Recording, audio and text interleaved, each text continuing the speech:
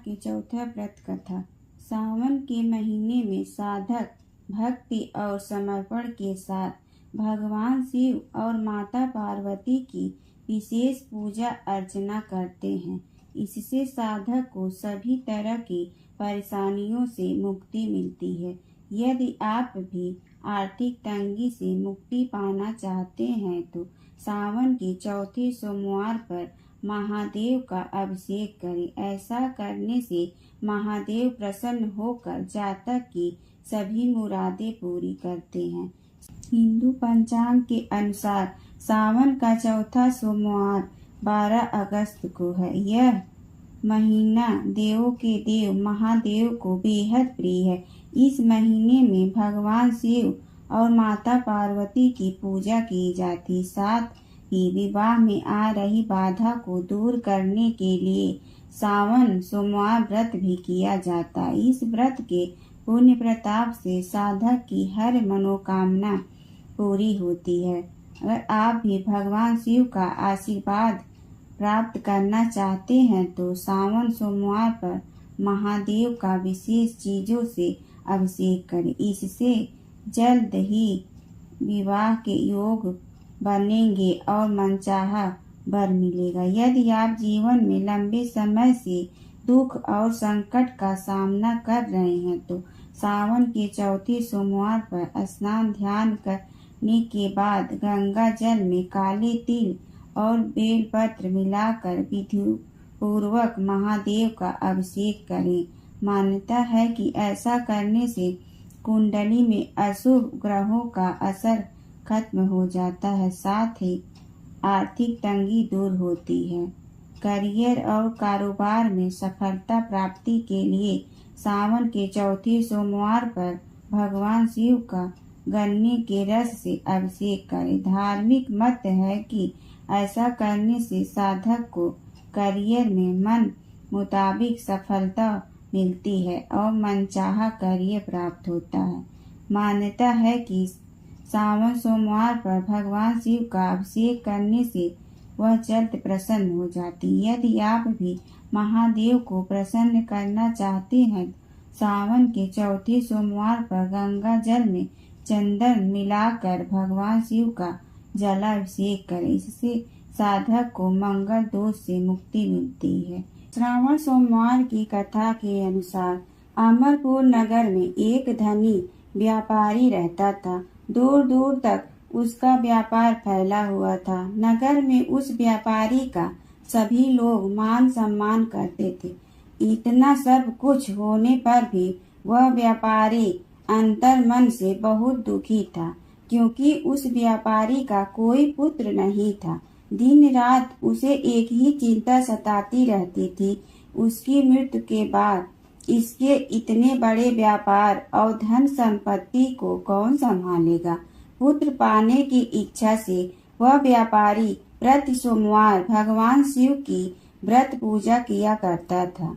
सायंकाल को व्यापारी शिव मंदिर में जाकर भगवान शिव के सामने घी का दीपक जलाया करता था। उस व्यापारी की भक्ति देखकर एक दिन पार्वती ने भगवान शिव से कहा, हे प्राणनाथ, यह व्यापारी सच्चा भक्त है। कितने दिनों से यह सोमवार का व्रत और पूजा नियमित कर रहा है। भगवान आप इस व्यापारी की मनोकामना अवश्य पूर्ण करें। भगवान शिव ने मुस्कुराते हुए कहा, हे पार्वती, इस संसार में सबको उसके कर्म के अनुसार फल की प्राप्ति होती है। प्राणी जैसा कर्म करते हैं उन्हें वैसा ही फल प्राप्त होता है। इसके बावजूद पार्वती जी नहीं मानी। उन्होंने आग्रह करते हुए कहा, नहीं प्राणनाथ, आपको इस व्यापारी की इच्छा पूरी करनी ही पड़ेगी। यह आपका अनन्य भक्त है। प्रति सोमवार आपका विधिवत व्रत रखता है और पूजा अर्चना के बाद आपको भोग लगाकर एक समय भोजन ग्रहण करता है। आपको इसे पुत्र प्राप्ति का वरदान देना ही होगा। पार्वती जी का इतना आग्रह देखकर भगवान शिव ने कहा, तुम्हारे आग्रह पर मैं इस व्यापारी को पुत्र प्राप्ति का वरदान देता हूँ, लेकिन इसका पुत्र 16 वर्ष से अधिक जीवित नहीं रहेगा।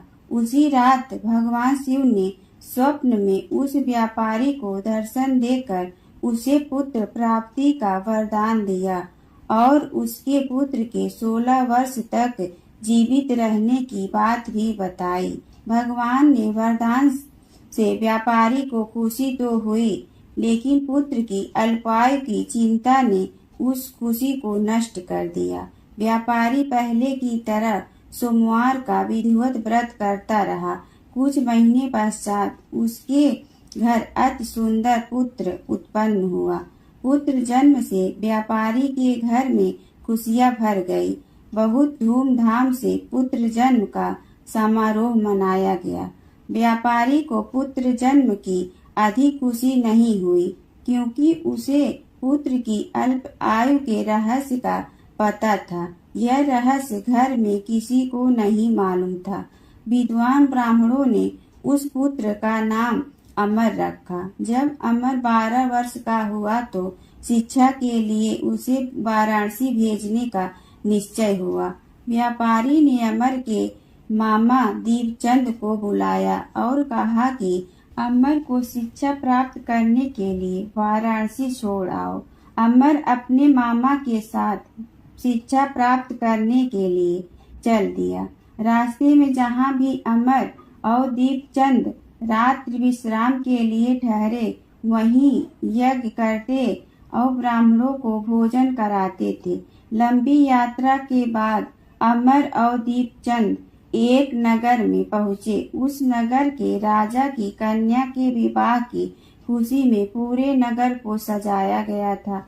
निश्चित समय पर बारात आ गई, लेकिन वर का पिता अपने बेटे के एक आंख से काने होने के कारण बहुत चिंतित था। उसे इस बात का भय सता रहा था कि राजा को इस बात का पता चलने पर कहीं वह विवाह से इनकार न कर दे, इससे उसकी बदनामी होगी। वर के पिता ने अमर को देखा तो उसके मस्तिष्क में एक विचार आया। उसने सोचा, क्यों न इस लड़के को दूल्हा बनाकर राजकुमारी से विवाह करा दूं। विवाह के बाद इसको धन देकर विदा कर दूंगा और राजकुमारी को अपने नगर में ले जाऊंगा। वर के पिता ने इसी संबंध में अमर और दीपचंद से बात की। दीपचंद ने धन मिलने के लालच में वर के पिता की बात स्वीकार कर ली।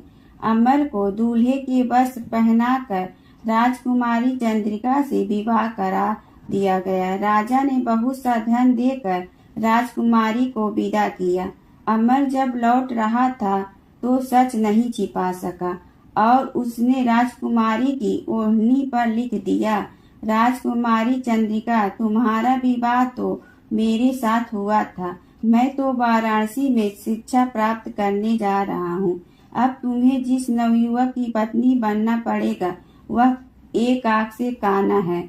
जब राजकुमारी ने अपनी ओढ़नी पर लिखा हुआ पढ़ा तो उसे काने लड़के के साथ जाने से इनकार कर दिया। राजा ने सब बातें जानकर राजकुमारी को महल में रख लिया। उधर अमर अपने मामा दीपचंद के साथ वाराणसी पहुंच गया।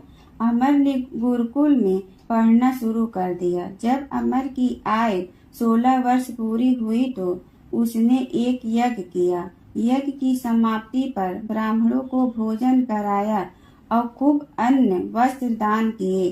रात को अमर अपने शयन कक्ष में सो गया। शिव के वरदान के अनुसार शयना अवस्था में ही अमर के प्राण पखेरु उड़ गए। सूर्योदय पर मामा अमर को मृत देखकर रोने पीटने लगा। आसपास के लोग भी एकत्र होकर दुख प्रकट करने लगे। मामा के रोने विलाप करने के स्वर समीप से गुजरते हुए भगवान शिव और माता पार्वती ने भी सुने। पार्वती जी ने भगवान से कहा, प्राणनाथ, मुझसे इसके रोने के स्वर सहन नहीं हो रहे हैं। आप इस व्यक्ति के कष्ट अवश्य दूर करें। भगवान शिव ने पार्वती जी के साथ अदृश्य रूप में समीप जाकर अमर को देखा तो पार्वती जी से बोले, पार्वती, यह तो उसी व्यापारी का पुत्र है। मैंने इसे 16 वर्ष की आयु का वरदान दिया था। इसकी आयु तो पूरी हो गई है। पार्वती जी ने फिर भगवान शिव से निवेदन किया, हे प्राणनाथ, आप इस लड़के को जीवित करें, नहीं तो इसके माता पिता पुत्र की मृत्यु के कारण रो रो कर अपने प्राणों का त्याग कर देंगे। इस लड़के का पिता तो आपका परम भक्त है, वर्षों से सोमवार का व्रत करते हुए आपको भोग लगा रहा है। पार्वती जी के आग्रह करने पर भगवान शिव ने उस लड़के को जीवित होने का वरदान दिया और कुछ ही पल में वह जीवित होकर उठ बैठा। शिक्षा समाप्त करके अमर मामा के साथ अपने नगर की ओर चल दिया। दोनों चलते हुए उसी नगर में पहुँचे जहाँ अमर का विवाह हुआ था। उस नगर में भी अमर ने यज्ञ का आयोजन किया। समीप से गुजरते हुए नगर के राजा ने यज्ञ का आयोजन देखा। राजा ने अमर को तुरंत पहचान लिया। यज्ञ समाप्त होने पर राजा अमर और उसके मामा को महल में ले गया और कुछ दिन उन्हें महल में रखकर बहुत सा धन वस्त्र देकर राजकुमारी के साथ विदा किया। रास्ते में सुरक्षा के लिए राजा ने बहुत से सैनिकों को भी साथ भेजा। दीपचंद ने नगर में पहुंचते ही एक दूत को घर भेजकर अपने आगमन की सूचना भेजी। अपने बेटे अमर के जीवित वापस लौटने की सूचना से व्यापारी बहुत प्रसन्न हुआ। व्यापारी ने अपनी पत्नी के साथ स्वयं को एक कमरे में बंद कर रखा था। भूखे प्यासे रहकर व्यापारी और उसकी पत्नी बेटे की प्रतीक्षा कर रहे थे। उन्होंने प्रतिज्ञा कर रखी थी कि यदि उन्हें अपने बेटे की मृत्यु का समाचार मिला तो दोनों अपने प्राण त्याग देंगे। व्यापारी अपनी पत्नी और मित्रों के साथ नगर के द्वार पर पहुंचा। अपने बेटे के विवाह का समाचार सुनकर पुत्र वधू राजकुमारी चंद्रिका को देखकर उसकी खुशी का ठिकाना न रहा। उसी रात्र भगवान शिव ने व्यापारी के स्वप्न में आकर कहा, हे श्रेष्ठी, मैंने तेरे सोमवार के व्रत करने और व्रत कथा सुनने से प्रसन्न होकर तेरे पुत्र को लंबी आयु प्रदान की है। व्यापारी बहुत प्रसन्न हुआ। सोमवार का व्रत करने से व्यापारी के घर में खुशियाँ लौट आई। शास्त्रों में लिखा है कि जो स्त्री पुरुष सोमवार का विधिवत व्रत करते और व्रत कथा सुनते हैं उनकी सभी इच्छाएं पूर्ण होती है। एक बार की बात है, सावन के महीने में अनेक ऋषि शिप्रा नदी उज्जैन में स्नान कर महाकाल शिव की अर्चना करने हेतु एकत्र हुए। वहां अपने रूप की अभिमानी वैश्या भी अपने कुत्सित विचारों से ऋषियों को धर्म भ्रष्ट करने चल पड़ी। किंतु वहां पहुंचने पर ऋषियों के तप बल के प्रभाव से उसके शरीर की सुगंध लुप्त हो गई। वह आश्चर्यचकित होकर अपने शरीर को देखने लगी। उसे लगा उसका सौंदर्य भी नष्ट हो गया। उसकी बुद्धि परिवर्तित हो गई। उसका मन विषयों से हट गया और भक्ति मार्ग पर बढ़ने लगा। उसने अपने पापों के प्रायश्चित हेतु ऋषियों से उपाय पूछा। वे बोले, तुमने 16 श्रृंगारों के बल पर अनेक लोगों का धर्म भ्रष्ट किया। इस पाप से बचने के लिए तुम 16 सोमवार व्रत करो और काशी में निवास करके भगवान शिव का पूजन करो। यह संदेश पाते ही वैश्या ने ऐसा ही किया और अपने पापों का प्रायश्चित कर शिवलोक पहुंची। भगवान शिव की कृपा से अपने समस्त पापों से मुक्त हुई। तब से ही आचरण की शुद्धता के लिए 16 सोमवार का पावन व्रत किया जाता है। 16 सोमवार के व्रत से कन्याओं को सुंदर सुशील पति मिलते हैं तथा पुरुषों को भी सुंदर सुशील पत्नी की प्राप्ति होती है। 12 महीनों में विशेष है श्रावण मास।